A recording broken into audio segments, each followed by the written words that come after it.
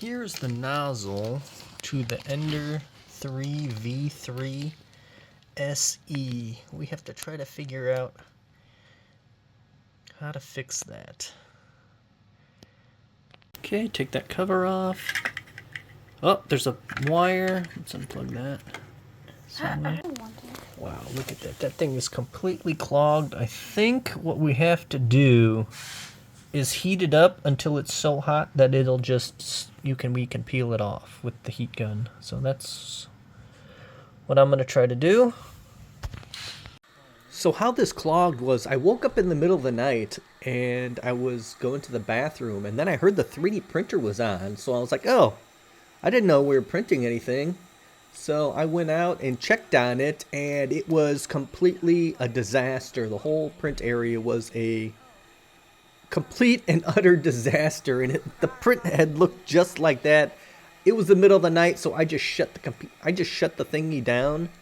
We do have a new rule now, is we only print during the day, and if it's something that would be finished at night, then we either just print it on the weekend, or you witness the first 2 hours of printing.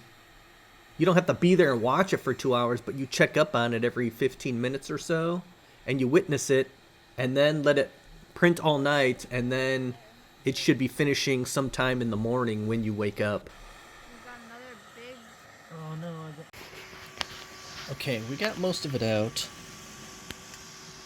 Just with the heat gun, but there's some like on the top there. So we plugged it all back in, but left most of it apart.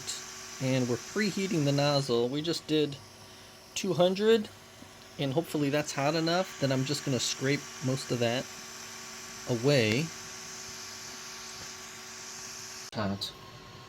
Yeah, breathes good too.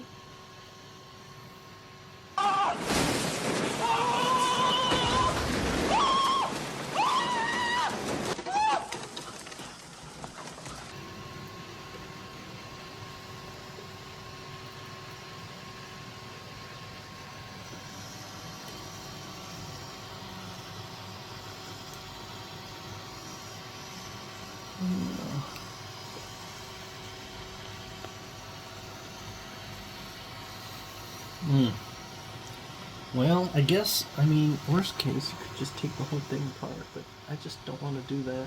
Oh, there's a lot. There's a lot over here. Not a goop up behind that. Oh!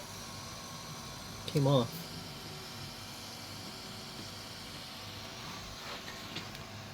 It's like back behind there.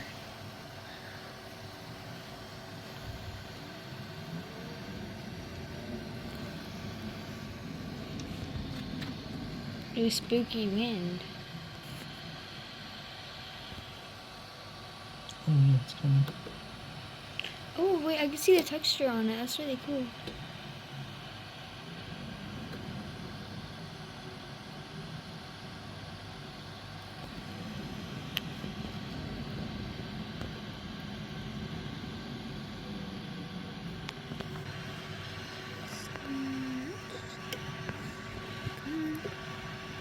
There it is.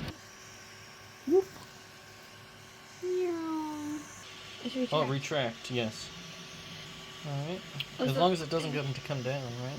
It's gonna come down. It comes down when you retract? Yes! Alright, what we just did was we did raise the... we did retract it, and it did move and lower, so I had to hold on to that thingy while it was that and lowered. Now we're going to raise it up. Oh, you're pushing that through now? Okay, now she's pushing it through. We were able to get it all cleaned up. Everything pretty much good as new. When I used the heat gun, I did end up melting one of the bearings, outer coatings, and bought a bearing kit to replace that. To get the cleaning on all the nooks and crannies, what I did was I folded up a coffee filter, one of those round coffee filters, and I folded it up so it was kind of rigid, and ended up being able to clean up the last of those bits. with the coffee filter while the nozzle was heated. And then what I did to further clean it a little more, I put the rubbing alcohol on the coffee filter and cleaned it that way.